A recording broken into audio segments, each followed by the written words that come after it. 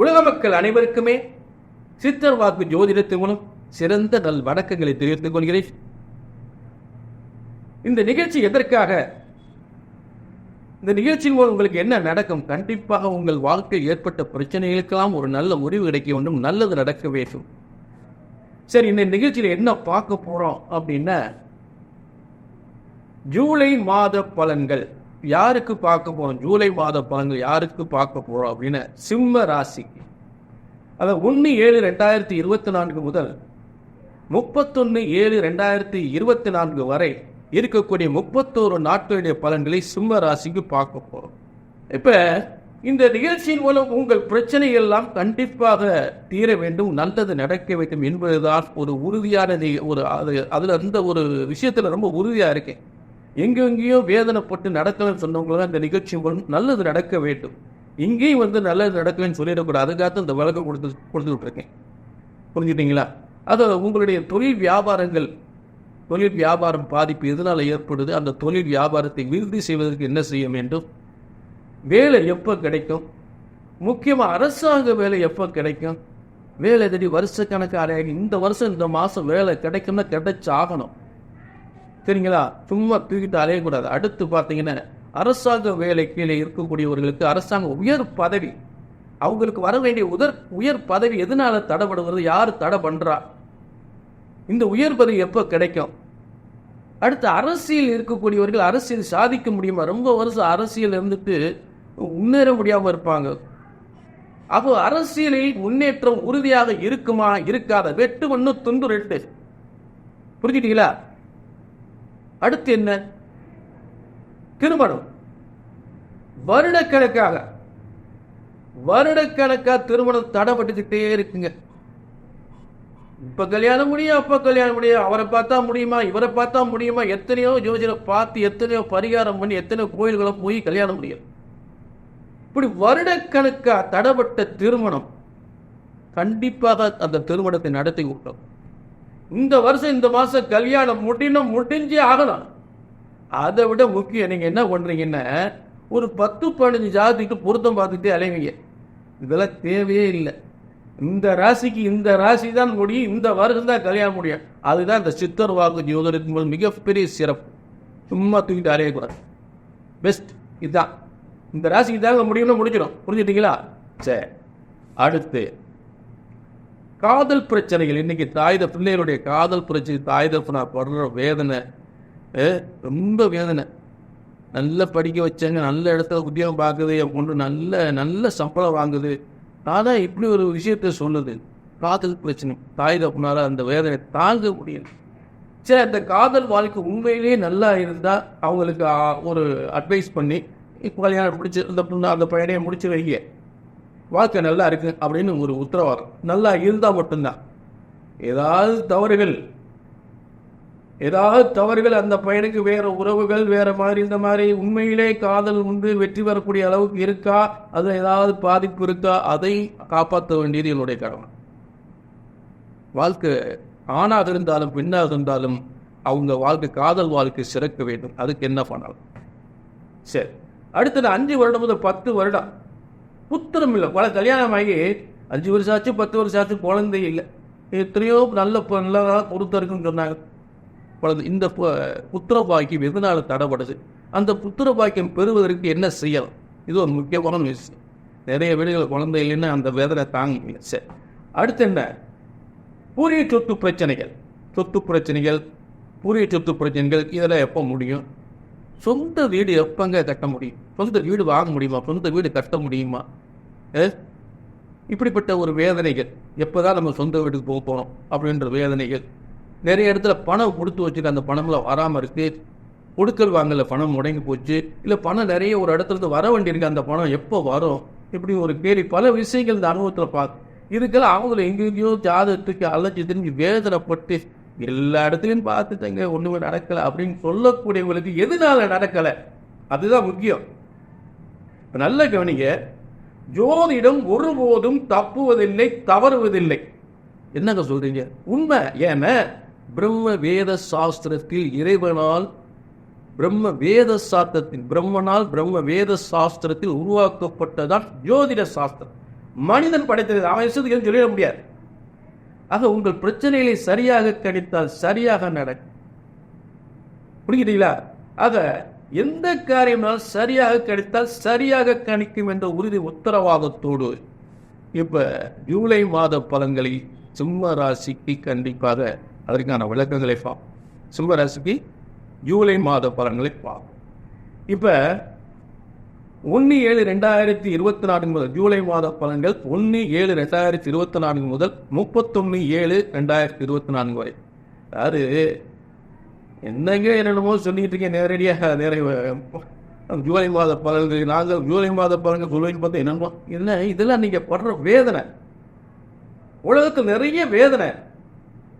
அந்த வேதனை என்னாலே தாங்க முடியும், தாய் தப்பனார் எப்படி தாங்க முடியும்? ஒரு குடும்பத்தில் பசங்களுக்கு வேணுமோ கொஞ்சம் என்னமோ சொல்லிட்டு இருக்காரு அப்படின்னு இருப்போம். ஆனா ஒவ்வொரு ஒவ்வொரு குடும்பத்திலையும் படுகின்ற வேதனை பார்த்தீங்கன்னா ரொம்ப வேதனை. அந்த வேதனை வரக்கூடாது, அதுக்காக அந்த விளக்கம்.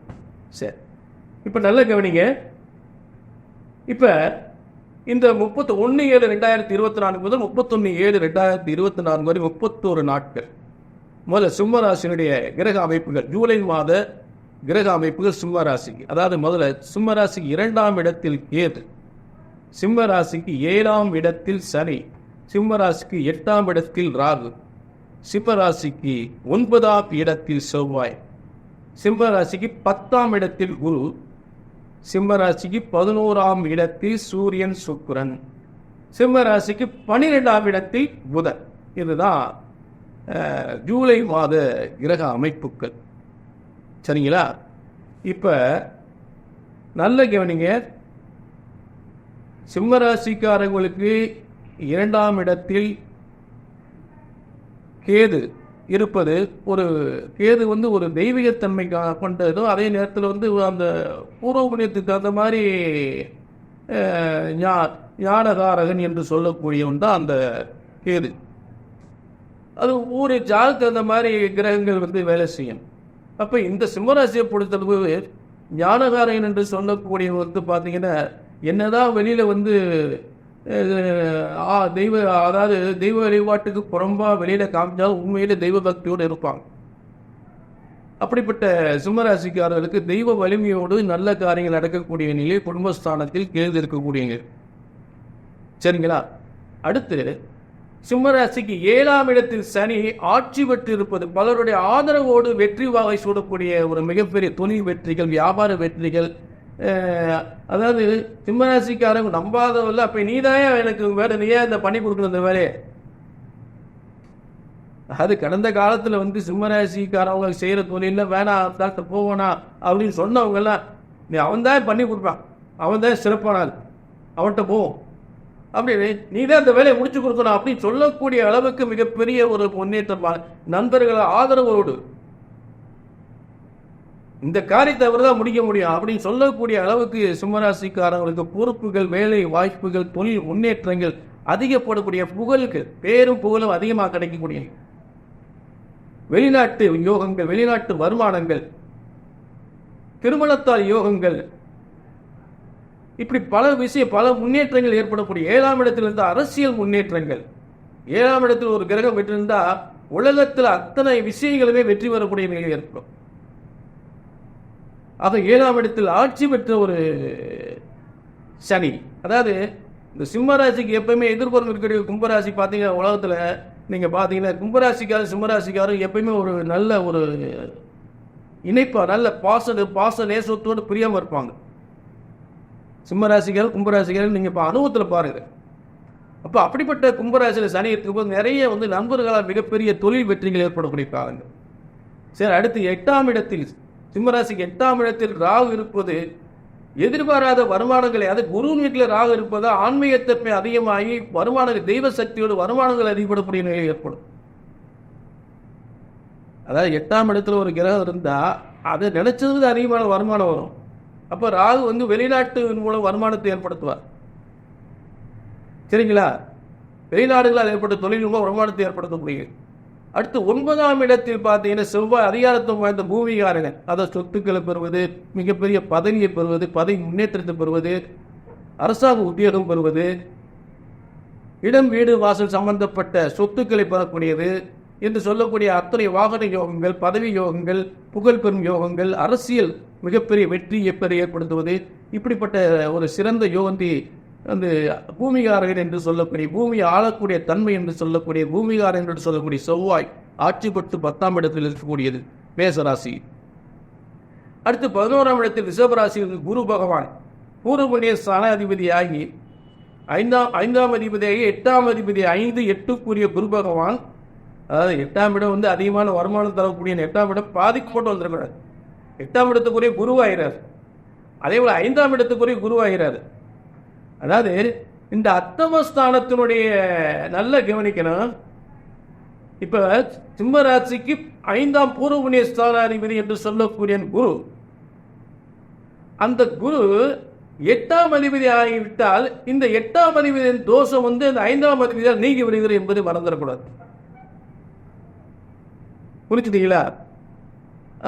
சில இடங்களுக்கு பார்த்தீங்கன்னா 3, 8க்குரிய இடங்கள் தான் பாதிக்கப்படும். இது 5, 8க்குரிய இடம் அதிகமான யோகத்தை, தொழில் வருமானம், முன்னேற்றத்தை, பதவி முன்னேற்றத்தை கொடுக்கக்கூடிய இடம். 11ஆம் இடத்தில் அதிகமான முன்னேற்றங்கள், வருமான முன்னேற்றங்கள், எடுத்த காரியங்களாம் மிகப்பெரிய வெற்றி பெறக்கூடிய நிலையில் ஏற்படும். செல்வங்கள் அதிகமாக சேரக்கூடிய நிலை ஏற்படும். பொருளாதார முன்னேற்றத்தை கொடுக்கும். பேரும் புகழை அள்ளித்தரும். எடுத்த காரியங்களை வெற்றி பெறக்கூடிய நிலை ஏற்படும். எடுத்த காரியம் எந்த காரியங்களும் வெற்றி வாகை சூடக்கூடிய நிலை இருக்கும். ஆக செய்கிற வியாபாரம் இருந்தாலும் சரி, சொந்த பதவி வேலை வாய்ப்பு உத்தியோகத்தில் இருந்தாலும் சரி, பதவி முன்னேற்றத்தில் இருந்தாலும் சரி, எந்த ஒரு பதவியிலும் இருந்தாலும் சரி, இவரையும் மிகப்பெரிய ஒரு முன்னேற்றத்தை ஏற்படுத்தும். புரிஞ்சுட்டீங்களா? அடுத்து சிம்ம ராசிக்கு 11ஆம் இடத்தில், அதாவது சிம்ம ராசிக்கு அதிபதியே சூரியனே லாபஸ்தானத்தில், அதாவது உங்களுக்கு 10ஆம் இடத்துல குரு இருக்கிறது நல்ல வருமானத்தை தரும் பொழுது, 10ஆம் இடத்துல குரு நல்ல வருமான முன்னேற்ற தொழில் ஸ்தானம் இல்லையா, தொழில் ஸ்தானத்திலிருந்து குரு இருக்கும் பொழுது நல்ல வருமான முன்னேற்றத்தை கொடுக்கும். அதை சிம்மராசிக்கு 11ஆம் இடத்தில் சூரியன் சுக்கிரன், அதாவது சிம்மராசிக்கு அதிபதியே 11ஆம் இடத்தில் இருக்குது. சிம்மராசிக்கு அதிபதியே 11ஆம் இடத்தில் இருக்கிறது. மிகப்பெரிய ஒரு முன்னேற்றத்தை ஏற்படுத்தக்கூடியது, மிகப்பெரிய ஒரு முன்னேற்றத்தை உறுதியாக ஏற்படுத்தும்.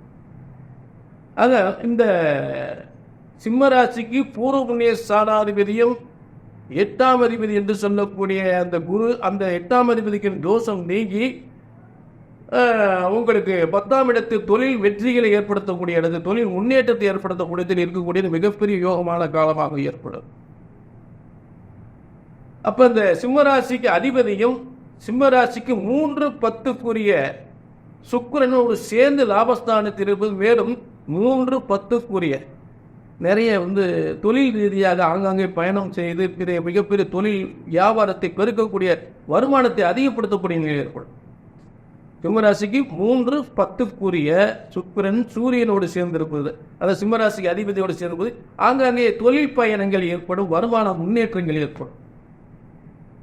ஆக வருமானங்கள், பொன் பொருள் சேர்க்கை வருமானங்கள், வாகன யோகங்கள் சிறந்த யோகங்களாக உறுதியாக ஏற்படும். அரசாங்கத்தின் மூலம் வருமானத்தை ஏற்படுத்தக்கூடிய, அரசாங்க பதவியின் மூலம் வருமானம் பெறக்கூடிய காலங்களாக ஏற்படும். அரசு வேலைக்கு முயற்சி பண்ணக்கூடிய, அரசு வேலை கிடைக்கக்கூடிய நல்ல யோகமான காலங்களாக ஏற்படும். அதில் துளி கூட சந்தேகம் இல்லை. இதுதான் ஜூலை மாதத்தின் சிறப்பு பலன்கள். இதில் ஒரு முக்கியமான சில செய்திகள் ஒரு சிறந்த ஒரு நாட்களாக அமைகிறது. அந்த நாட்களில் நீங்கள் எல்லாவித காரியங்களும் செய்து வெற்றி அடையலாம். அப்போது வேலைக்கு முயற்சி பண்ணலாம், திருமணம் சம்பந்தப்பட்ட காரியங்கள், சுப காரியங்கள் நடத்தலாம், பூ வைக்க நிச்சயம் பண்ணுறது, இந்த மாதிரி காரியங்கள் நடத்தலாம். புதிய வீடு வாசல், இது கிரக பிரவேசம், பால் காய்ச்சல், இதெல்லாம் பண்ணலாம். அதற்குரிய தேதிகளை மட்டும் நான் சொல்கிறேன். ஜூலை 2 முதல் ஜூலை 5 வரை, ஜூலை 2 முதல் ஜூலை 5 வரை ஒரு சிறப்பான காலங்களாக அமைந்திருக்கிறது. சரிங்களா? அதில் நல்ல ஒரு சில ஜூலை 2 முதல் ஜூலை 5 வரை இந்த காலங்களில் வீடு வாசல், வியாபாரம், புதிய வியாபாரம் தொடங்கலாம். அடுத்து 12/7/2024 முதல் 15/7/2024 வரை நல்ல நாட்கள். 12/7 ஜூலை 12 முதல் ஜூலை 15 வரை பூமிகளால் இடம் வீடு வாசல் சம்பந்தப்பட்டது நல்ல யோகம் பெறலாம். அந்த வீடு பத்திரம் முடிக்கிறது, அதே நேரத்தில் அரசாங்க வேலைக்கு முயற்சி பண்ணுறது, இதெல்லாம் பண்ணலாம். அடுத்து 25/7/2024 முதல் 30/7/2024 வரை அந்த தேதிகளிலும் இடம் வீடு வாசல் பூமி சம்பந்தப்பட்டதெல்லாம் அந்த காரியங்களில் ஈடுபட்டு வெற்றி பெறலாம். அரசாங்க பதவிக்கு முயற்சி பண்ணலாம், அரசாங்க பதவி உயர்வு பெறலாம். அடுத்து 29/7/2024 முதல் 31/7/2000, அதாவது ஜூலை முடிஞ்சிருச்சு, அவ்வளோதான். 29/7/2024 முதல் 31/7/2024 வரை இந்த காலங்கள் பார்த்தீங்கன்னா ஆடை ஆபரண சம்பந்த அழகு சாதல் சம்பந்தப்பட்ட தொழிலெலாம் மிகப்பெரிய முன்னேற்றத்தை கொடுக்கும். தொழிலில் ரொம்ப அதிகமான வருமானங்கள் முன்னேற்றம் ஏற்படக்கூடிய காலம். புதிய தொழில் தொடங்கலாம் இந்த காலங்களில். தங்க தொழில் செய்கிறவங்க, ஆடை ஆபரணங்கள், வாகன தொழில், இந்த மாதிரி தொழிலெலாம் வந்து புதுசாக தொடங்கி மிகப்பெரிய வெற்றி அடையக்கூடிய நல்ல தேதி, அருமையான தேதிகள். இதில் நல்ல எல்லாவித காரியங்களும் நீங்கள் சுப காரியங்களும் இந்த காலத்தில் நடத்தலாம், மிகப்பெரிய வெற்றி அடையலாம். சரி, இப்போ நான் சொல்லக்கூடிய பலன்கள் எதுவுமே உங்களுக்கு சரியாக நடக்கலை, எனக்கு நல்ல பலனே கிடைக்கல அப்படின்னீங்கன்னா கண்டிப்பாக உங்கள் தனிப்பட்ட ஜாதகம் சரியில்லைன்னு அர்த்தம். உங்கள் தனிப்பட்ட ஜாதகத்தில் ஏதாவது பாவ கிரகணி தசாபத்திகள் நடந்தால் கண்டிப்பாக நான் சொல்லக்கூடிய பலன்கள் தடைபட தான் செய்யும், நடக்காது. என்னமோ சொன்னார், ஒன்றுமே நடக்கலையே அப்படின்னு வேதனைப்படணும். அப்போ என்ன பண்ணுறீங்க, கீழே நம்பருக்கு நோட் பண்ணிக்கோங்க. நோட் போய்ட்டு ஒரு அப்பாயின்மெண்ட் வாங்கிட்டு வாங்க. என்னதான் உங்கள் ஜாதகத்தில் ஏன் நடக்கலன்னு பார்ப்போம். முதல்ல நல்ல கவனிங்க. இன்னைக்கு என்ன சொல்லுங்க, இந்த விஷயத்துக்கெல்லாம் நிறைய ஜாதகத்தை தூக்கி அலைஞ்சிட்டாங்க, எதுவுமே நடக்கலை அப்படின்னு சொல்றீங்க. அப்போ நல்ல கவனிங்க. உங்களுக்கு இந்த ஜோதிடத்தின் மூலம் ஒன்றும் எதுவுமே சரியாக நடக்கலை அப்படின்னா என்ன காரணத்துக்காக நடக்கலை அப்படின்ற மட்டும் நான் விவரம் சொல்கிறேன். முதல்ல ஜோதிடம் என்பது ஒருபோதும் தப்புவதில்லை, தவறுவதில்லை. அப்புறம் ஏங்க எங்கெங்கே அலைஞ்சு தெரிஞ்சு பார்த்தோம், அப்போ நடக்கும் இப்போ நடக்கும், இங்கே தான் நடக்கலை. நல்ல கவனிங்க. ஜோதிடம் ஒருபோதும் தப்புவதில்லை, தவறுவது. எங்க தப்பு நடக்குது? ஏன்னா பிரம்மனால் வேத சாஸ்திரத்தில் உருவாக்கப்பட்ட ஜோதிட சாஸ்திரம், இறைவனால் உருவாக்கப்பட்ட ஜோதிட சாஸ்திரம் ஒருபோதும் தப்புவதில்லை, தவறுவதில்லை. மனிதன் தான் இஷ்டத்துக்கு சொல்ல முடியாது. ஆக சரியாக கணித்தால் சரியாக நடக்கும். இதுதாங்க உங்க ஒரு ஜோதிடத்தின் சொன்னது நடக்கல அப்படின்னா ஒண்ணு உங்க ஜாதகம் தப்பா இருக்கணும், இல்லாட்டி ஜோசியர் நாம் தப்பா இருக்கணும். இந்த தவறு வரவே கூடாது. ஆக எத்தனையோ வேலை கிடைக்கலையா, கல்யாணம் முடியலையா, குழந்தை இல்லையா, எத்தனை வருஷம் குழந்தை இல்லை, ஏன் இந்த சொத்து பிரச்சனை நீட்டு கொடுத்த வாங்கல் பணங்கள் ஏன் வரமாட்டேங்குது, அரசாங்க வழி எப்போ கிடைக்கும், இப்படிப்பட்ட வேதனையான பிரச்சனைகள் எங்கெங்கயோ ஜாதகத்தை தூக்கி அலைஞ்சு தெரிஞ்சு நடக்கலைன்னு சொன்னவங்க அப்படி ஒரு முறை ஜாதகத்தை தூக்கியாச்சுன அப்ப இந்த பிரம்மன் போட்ட விதியை சரியாக கணித்தால் சரியாக நடக்கும் என்ற உறுதி உத்தரவாதத்தோடு மீண்டும் ஒரு நல்ல நிகழ்ச்சி சந்திக்கும் வரை உங்களிடமிருந்து விடைபெறுகிறேன். அதை எல்லாருக்குமே நல்லது நடக்க வேண்டும் என்ற உறுதி உத்தரவாதத்தோடு மீண்டும் ஒரு நல்ல நிகழ்ச்சி சந்திக்கும் வரை விடைபெறுகிறேன். நன்றி, வணக்கம்.